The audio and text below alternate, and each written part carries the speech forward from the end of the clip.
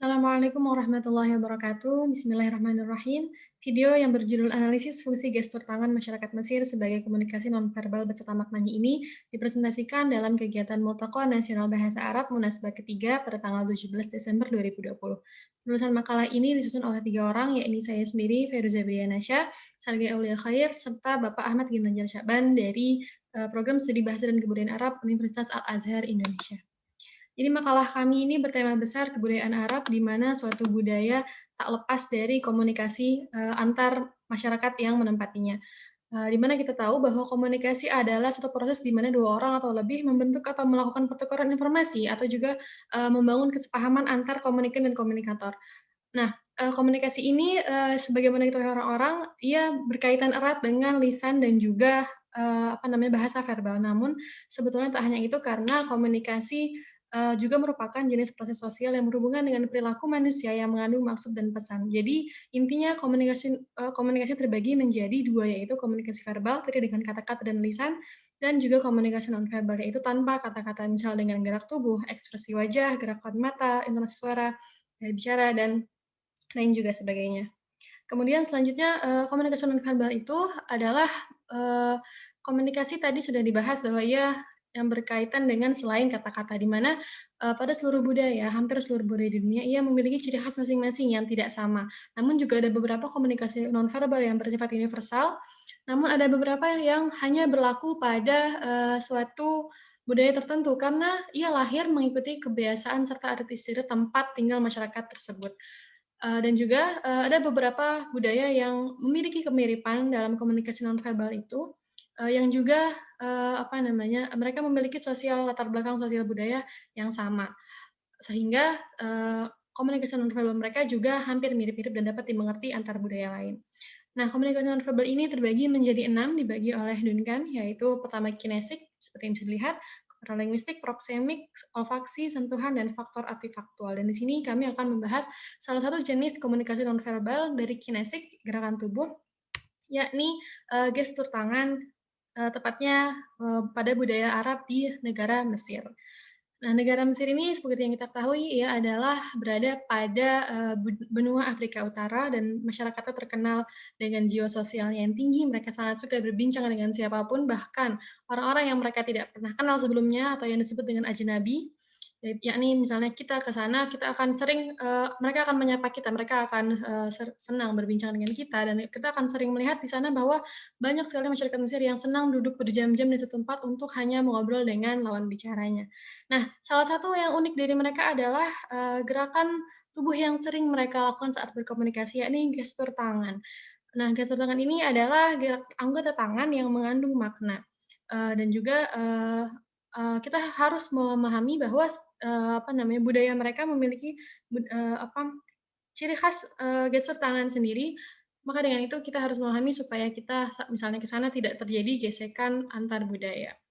Kajian teori yang mendasari dari penelitian kami ada 2. Yang pertama adalah teori makna gestur tangan, di mana, seperti yang kita ketahui, gestur tangan adalah pengganti dari, verbal pada komunikasi nonverbal. Maka ia harus menggantikan fungsi bahasa secara fungsional, yakni sebagai alat yang dimiliki bersama untuk mengungkapkan gagasan. Yakni maksudnya adalah, gerakan gestur tangan itu harus sudah disepakati bersama agar maknanya juga sama serempak.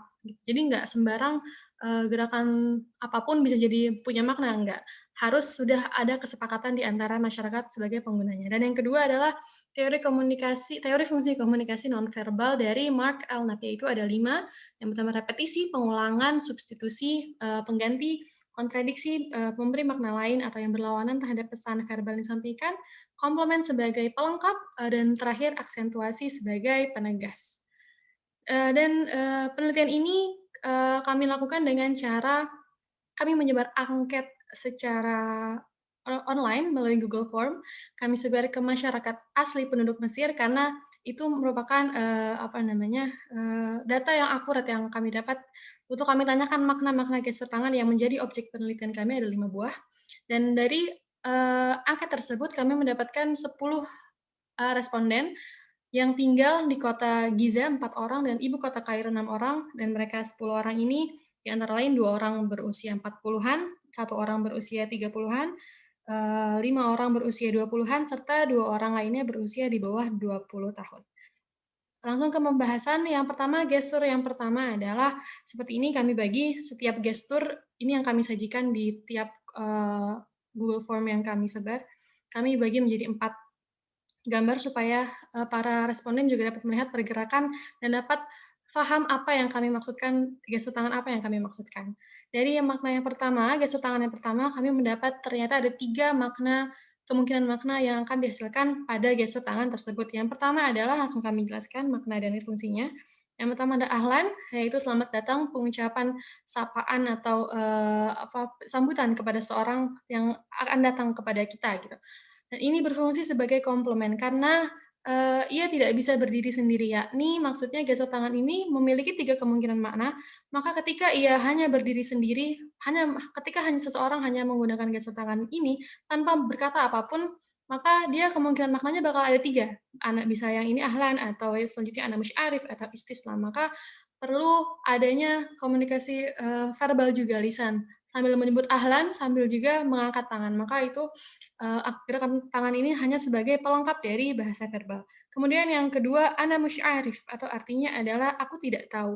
Nah, di sini ada 3 fungsinya. Yang pertama komplement, tadi yang pertama juga sama, ia menjadi pelengkap ana musy'arif, namun ia juga bisa sebagai aksentuasi, yaitu, penegasan bahwa aku benar-benar tidak tahu gitu. Jadi ketika seorang berkata, "Aku tidak tahu," dengan mengangkat tangan, dia menegaskan bahwa aku benar-benar tidak tahu. Dan yang ketiga, dia dapat berfungsi sebagai substitusi, yaitu pengganti bahasa, lisan. Namun ini hanya dapat dipergunakan saat, berada di tengah perbincangan. Jadi masyarakat Mesir sedang berbincang dan ini adalah sesuai konteksnya gitu. Jadi harus lihat konteksnya dulu, baru bisa dipahami apa maksud dari, gestur tangan tersebut. Dan yang ketiga istislam. Istislam ini sama ana musy'arif itu hampir sama, fungsinya sama, tiga-tiganya sama, namun pengertiannya berbeda. Kalau ana musy'arif tadi aku tidak tahu, kalau yang istislam berarti, penyerahan, berserah diri gitu, kayak menyerah. Nah, di sini juga fungsinya komplement, dia sebagai pelengkap dari, ana mustaslim misalnya gitu, aku menyerah. Kemudian yang kedua aksentuasi, aku benar-benar menyerah bahasa tandanya, dan juga substitusi, yaitu pengganti bahasa verbal. Jadi bisa tidak perlu dengan disertai bahasa verbal, orang mengangkat tangan saja, orang akan mengerti bahwa itu dia sedang menyerah, atau yang kedua tadi ia sedang berkata, maksudnya adalah pernyataan aku tidak tahu. Namun perlu digarisbawahi bahwa di sini sebagai makna dari substitusi, ana musy'arif dan istislam, betul-betul perlu dilihat, konteks, konteks pembicaraan yang sedang berlangsung, seperti itu. Yang kedua, gestur yang kedua seperti ini, mengangkat satu tangan, kemudian, menggerakkan tangannya ke arah dalam. Kami mendapat dari responden 100% sama jawabannya, yakni ta'al hina, yang artinya kemarilah atau kesinilah, datanglah ke sini, gitu. Ini berfungsi sebagai yang pertama substitusi, karena hanya satu makna, maka bisa dipastikan bahwa ketika seseorang menggunakan gestur ini, maka bisa dipastikan bahwa artinya adalah ta'al hina. Orang Mesir sudah paham semua bahwa ini ta'al hina, maka tidak perlu bahasa verbal, ia tetap akan dapat dapat dimengerti. Yang kedua aksentuasi, penegasan bahwa sini gitu, benar-benar, penegasan untuk memanggil seseorang. Nah, yang ketiga komplement, ia juga merupakan pelengkap dari, ta'al-hina. Komplement dan repetisi ini, rada mirip-mirip karena komplement dan repetisi, ada di misalnya gini, di ta'al-hina ketika orang bilang hina, ke sini, komplementnya adalah, kata-kata hina komplemennya adalah tangan yang mengarah ke dalam, artinya hina kan ke sini. Tangan yang mengarah ke dalam artinya, mengisyaratkan bahwa, ia menyuruh seseorang untuk mendatanginya gitu. Maka ia dinamakan komplement. Dan yang terakhir repetisi juga ketika ia sudah berkata ta'al hina, diulang lagi di gestur tersebut. Ya ini ke sini tadi oleh tangan, telapak tangan yang mengarah ke dalam. Yang ketiga, pembahasan yang ketiga, juga 100% sama dari ke-10 responden, yakni menjawab "intadhir syuwayyah", "intadhir syuwayyah". Ini artinya adalah tunggu sebentar, gitu. Dan ini juga sama seperti tadi yang kedua, ini, berfungsi sebagai substitusi juga karena tanpa, kalimat apapun orang Mesir dapat memahami sebagai ini tuh gestur tunggu sebentar. Dan ini salah satu gestur yang betul-betul sangat, terkenal di budaya Arab tak hanya di Mesir. Kemudian, dia juga berfungsi sebagai komplement, juga sebagai pelengkap, aksentuasi juga, penegas bahwa tunggu gitu, tunggu, dan kemudian repetisi, sudah dibilang kalau misalnya dengan bahasa verbal, dia sudah bilang di bahasa verbal, dan juga ia ulangi di gestur tangan. Dan ini tidak hanya dalam percakapan, kita dapat temukan ini kalau kita ke Mesir, mereka sering menggunakan gestur ini misalnya di tengah jalan saat ingin menyeberang dan lain-lain.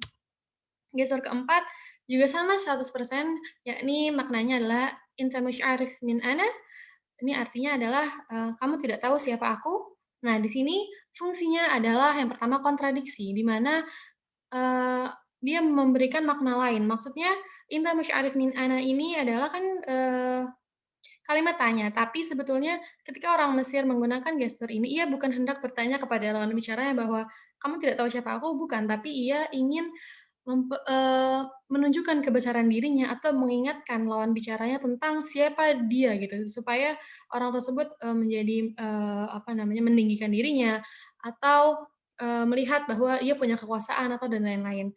Maka ini berfungsi sebagai kontradiksi.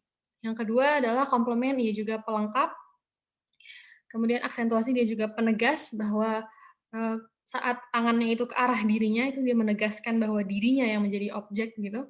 Kemudian yang terakhir adalah repetisi, pengulangan. Dia sudah berkata secara lisan, dia juga menggunakan gestur sebagai, sebagai komunikasinya. Yang terakhir gestur kelima seperti eee, ini maknanya juga dari 10 responden berkata bahwa ini adalah untuk asyarah syai'an, yaitu untuk menjelaskan sesuatu. Jadi masyarakat Mesir sering menggunakan gestur ini saat menjelaskan sesuatu hal yang panjang, mendefinisikan apapun, mereka, pakai gestur ini. Di sini fungsinya adalah yang pertama komplement, yaitu sebagai pelengkap, jadi saat mereka, menjelaskan, mereka juga memakai tangan gestur ini sebagai pelengkap. Yang terakhir adalah aksentuasi, di mana mereka menjelaskan suatu poin-poin, mereka, menggunakan gestur ini sebagai penegas bahwa, poin-poin ini yang penting, seperti itu kurang lebih. Maka kesimpulan dari, penelitian yang kami, adakan adalah yang pertama, soal makna dari kelima gestur tangan yang menjadi objek kami, mereka semua, kelima gestur tersebut memiliki, makna yang berbeda-beda. Namun ada satu makna, satu gestur yang memiliki 3 kemungkinan makna, yaitu pada gestur pertama. Maknanya adalah yang pertama tadi ahlan, penyambutan atau sapaan, yang kedua ana mش عارف, pernyataan ketidaktahuan, dan yang ketiga, eee pernyataan berlepas diri atau istislam tadi, ana mustaslim.